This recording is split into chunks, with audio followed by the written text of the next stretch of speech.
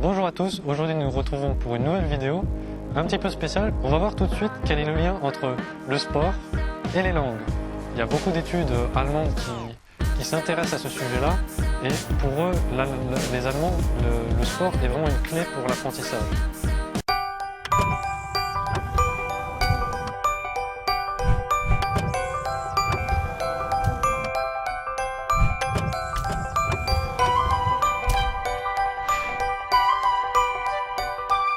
Aujourd'hui, nous allons voir comment réfléchir mieux et apprendre intelligemment. Comme je viens de vous dire, les Allemands sont très intéressés par le sport et vraiment au niveau de l'apprentissage. Je parle au niveau de l'apprentissage en général et on peut aussi le mettre pour l'apprentissage des langues.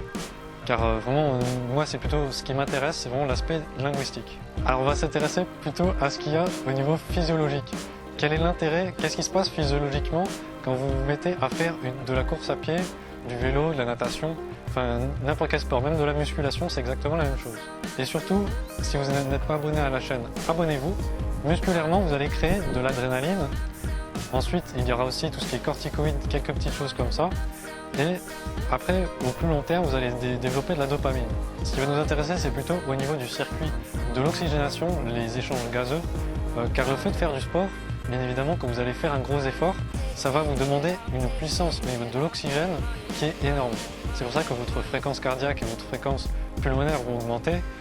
Les deux sont liés d'ailleurs. Si une ralentit, l'autre ralentit. Si une accélère, l'autre accélère. Et ce qu'il y a, c'est que vous allez vous dire encore, mais pourquoi l'oxygénation et qu'est-ce qu'il y a avec les langues, quel est le lien? Tout simplement parce que plus votre sang est oxygéné, tout ce qui transporte l'oxygène, c'est au niveau des globules rouges, les hématies, ça s'appelle. Eux, ils sont là uniquement pour transporter l'oxygène. La vitesse du circuit va augmenter, la fréquence du circuit va augmenter, tout ça parce qu'il y a la fréquence pulmonaire qui augmente et aussi la fréquence cardiaque qui augmente. Et ça va vous permettre d'avoir une meilleure oxygénation musculaire, mais aussi cérébrale. À ce moment-là, il se passe des choses qui sont incroyables dans votre corps. C'est que vous allez développer l'adrénaline pour pouvoir accélérer, vraiment être au niveau le plus performant dans l'effort. Et ce qu'il y a, c'est que plus vous êtes performant dans l'effort, plus vous allez avoir besoin d'oxygène, jusqu'à une certaine limite bien évidemment. Et plus votre niveau d'oxygène va augmenter, plus vous allez être efficace.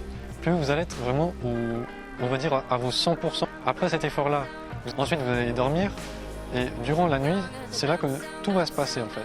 C'est pendant que vous faites la pause au niveau physique, votre cerveau se met on va dire en veille et il va se permettre de recharger pour le lendemain. Au niveau physique ou au niveau musculaire, vous allez réparer tous vos déchirements musculaires que vous avez eus pendant votre effort physique de sport. Ça se répare juste uniquement pendant la nuit quasiment. Et vous allez aussi renforcer votre muscle et en renforçant votre muscle, vous allez aussi augmenter votre taux d'hématie dans votre sang. Et vous allez me dire encore une fois, mais qu'est-ce que ça a à voir ça avec les langues? Et si votre taux d'hématie est plus élevé, vous allez avoir donc un transport d'oxygène qui va être plus élevé et donc plus fréquent. Et si c'est plus élevé et plus fréquent, votre cerveau sera mieux irrigué. Et c'est là qu'est la clé. Et c'est tout cet oxygène-là qui, plus tard, vous sera utile au moment où vous allez vraiment vous concentrer sur des épreuves plutôt théoriques, comme par exemple vous, votre travail, ou par exemple si vous êtes écolier sur tout ce qui est le monde de l'école, donc apprendre vos leçons, tout ce qui va vraiment avec ça, donc apprendre une langue étrangère, vous allez mieux mémoriser, mieux être efficace dans votre effort, car quand vous êtes en effort, même si c'est un effort qui est uniquement quasiment mental, votre cerveau a besoin de 100 watts par heure. Et pour fonctionner, votre cerveau a besoin de beaucoup de sucre.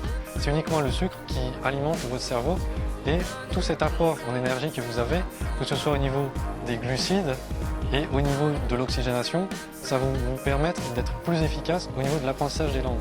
Et ce qu'il y a, c'est que plus vous avez un apport en oxygène élevé dans votre sang, surtout dans la façon d'irriguer votre cerveau, plus vous allez apprendre vite, bien et surtout retenir longtemps. Ça va vous rester vraiment dans votre mémoire à long terme. Alors le sport, maintenant nous allons un petit peu conclure tout ça.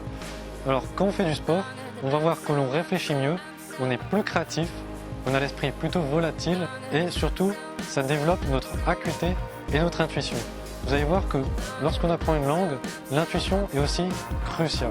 Et je pense que ça pourrait intéresser beaucoup de monde car c'est vraiment quelque chose de crucial aujourd'hui, car il faut vraiment être performant un petit peu dans tous les domaines. À bientôt, au revoir, tchuss.